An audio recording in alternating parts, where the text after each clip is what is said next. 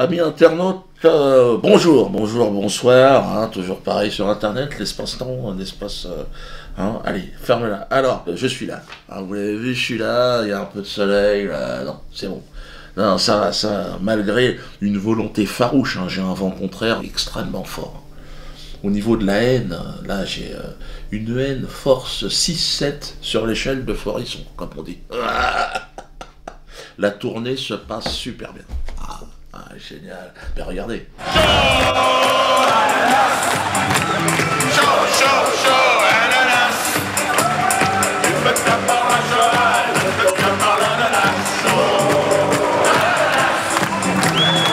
Les gens veulent du chant, les gens veulent de la chanson. Ils veulent danser, les gens. Et là maintenant, à partir de maintenant, je vais faire danser les gens. En fin de spectacle, c'est un spectacle sur la danse, donc nous allons danser. Après le foxtrot, nous allons danser le zouk. Je propose un zouk, une version un petit peu, on va dire, je vous laisse la surprise. Sauf à Nice. Alors à Nice, problème électrique. Il y aura une souris qui a rongé des câbles, un problème de masse, mais bon. Alors j'ai la coproductrice qui gueule, là, qui essaye de m'appeler d'ailleurs, et eh ben elle gueule parce qu'elle dit qu'il y aurait eu des pressions du maire. Estrosi s'appelle. Mais quand on appelle le bureau du maire, non. Il dit non, pourquoi? Non, j'aime bien les donner. Bon, tout le public niçois, rendez-vous à Toulon. Hein, c'est la veille ou le lendemain, je sais plus quoi. Donc tout le monde, rendez-vous on va leur glisser une quenelle de 174. Hein, rendez-vous tous à Toulon, il y a de la place. Hein. Donc vous êtes obligé de vous faire rembourser vos billets hein, et d'en reprendre d'autres. Je suis désolé, hein, mais c'est comme ça. Alors, vous avez entendu aussi parler que j'aurais, soi-disant, un cerveau malade. Vous invitez en plateau des gens qu'on n'entend pas ailleurs, mais vous invitez aussi des gens qu'on n'entend pas ailleurs et qu'on n'a pas forcément, que les autres médias n'ont pas forcément envie d'entendre. Je me demandais, en passant sur France 2, est-ce que vous continuerez d'inviter Tariq Ramadan, Dieudonné, Alain Soral, Marc-Édouard Nab, c'est-à-dire des gens que vous êtes les seuls à honorer à la télévision. Et on a une responsabilité quand on anime une émission de débat public, on a une responsabilité, par exemple, de ne pas propager les thèses complotistes, de ne pas donner la parole à des cerveaux malades, parce que dans les gens que j'ai cités, je pense qu'il y a des cerveaux malades. Il a fait une liste quand même. Patrick Cohen, c'est un mec très important. Hein. Bon, au départ, il est représentant en chambre à gaz.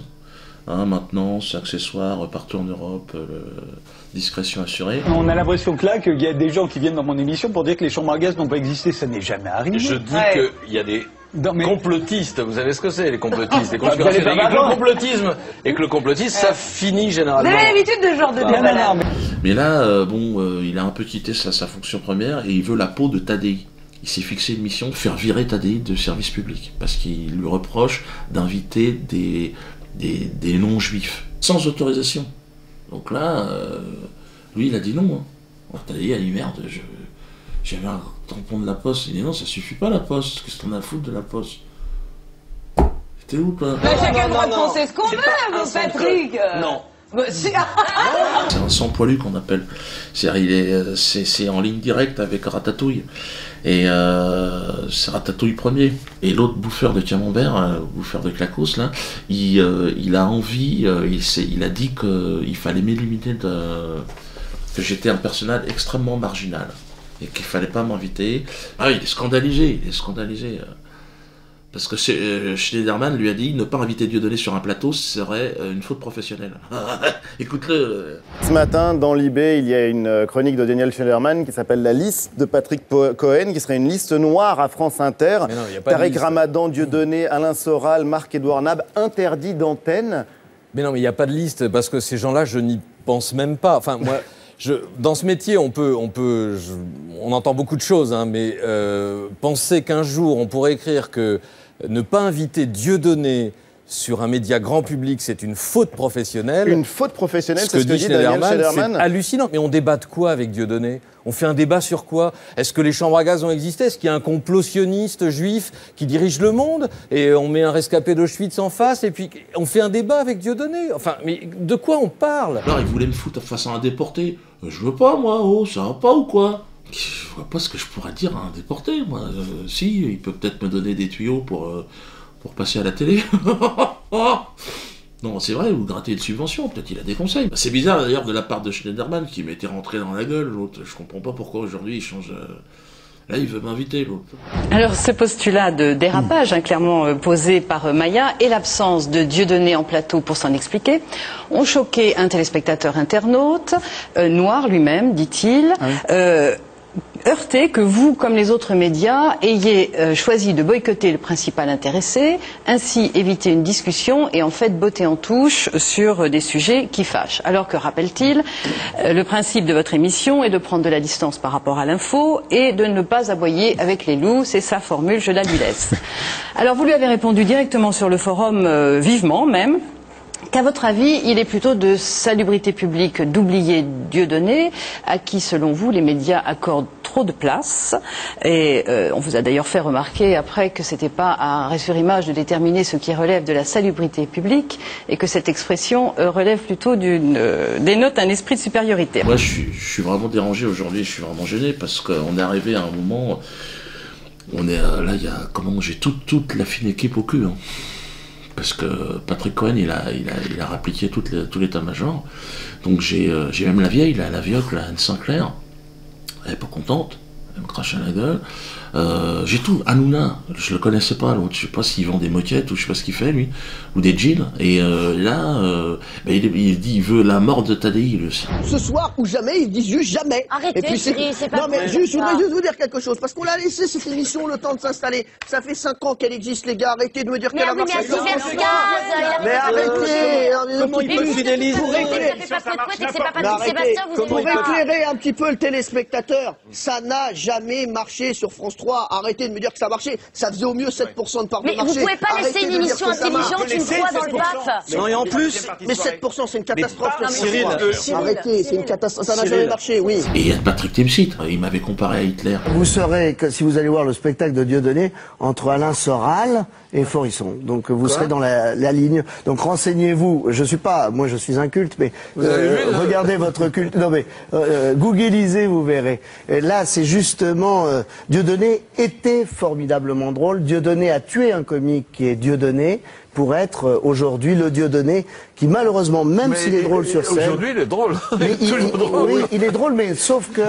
Ces blagues n'ont rien à voir avec ses ambitions négationnistes. Ses positions racistes et politiques. Oui.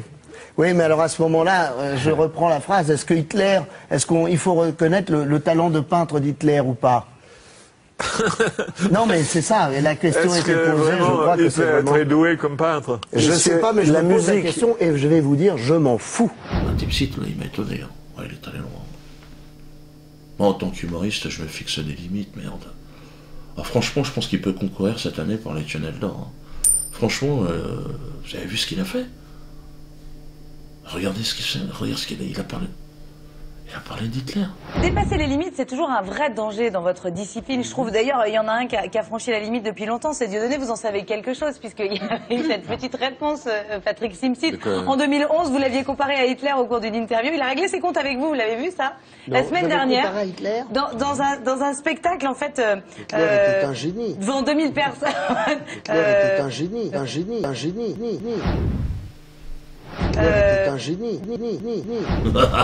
Et personne ne rigole. Et les gens sont choqués. Pour moi, Patrick Timsit, c'était Fifou. Tu sais, c'est l'humoriste ringard, très laborieux, tu vois. Te fous pas de ma gueule! Toi, te fous pas de ma gueule! Ça fait 5 ans que tu te prends pour un con! Tes blagues, c'est de la merde, moins que de la merde! Dis-moi le contraire! Oh, c'est pas vrai, je suis marrant. Mais là, Fifou, il m'a étonné. Hein. Ah, il m'a étonné. Là, Fifou, pour moi, on n'est pas loin de la quenelle. Hein. Ah, il m'a fait peur. Il m'a fait peur pour sa carrière, il m'a fait peur pour sa famille. Hein. Je me suis dit, où tu vas, où tu te lances? Pourtant, quand tu vois, dans l'humour, j'étais réputé pour avoir quelqu'un qui était quand même un peu...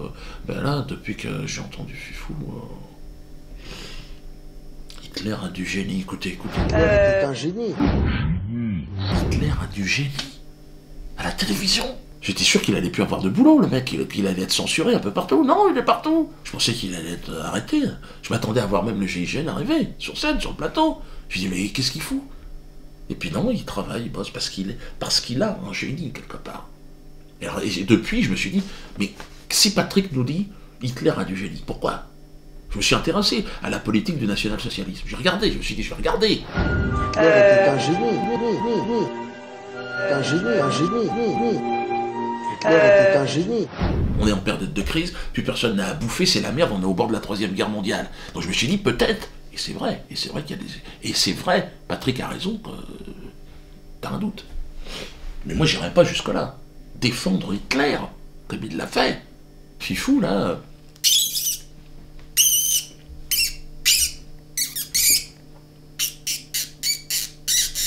C'est-à-dire que là, il explose le plafond, là-bas, il s'est déboîté un ressort. On est où, les gars, là-haut, Patrick? Et là, toutes les associations, vous avez vu, non, rien à foutre, on s'en fout, ça... Mais bon... Vous imaginez, regardez toutes ces images des camps de concentration, tout ça. Il y a eu des problèmes quand même. Est-ce qu'on peut dire aujourd'hui que Hitler... Regardez... T'es un génie. Un génie. Un génie. T'es un génie. Un génie. Un génie. Voilà. Patrick, regardez encore ces images. T'es un génie. Un génie. Un génie. T'es un génie, un génie. Un génie. T'es un génie. T'es un génie, un génie. Un génie. T'es un génie. Arrête, enlève ces images. J'ai envie de... Alors parlons technologie, parlons Twitter. Alors Twitter, je suis sur Twitter. Très important. Parce que là, vous avez vu que mon Facebook, ils l'ont fermé. Hein. Attention, les gars. Hein, d'ailleurs, il y a un nouveau Facebook, il va apparaître là. De toute façon, on en fera un toutes les semaines. Et puis, diodosphère.com. Diodosphère.com, c'est très important. Parce que c'est le nouveau site, il y aura tout dessus. On continue à englisser des quenelles de 14, des quenelles épaulées, et du TT.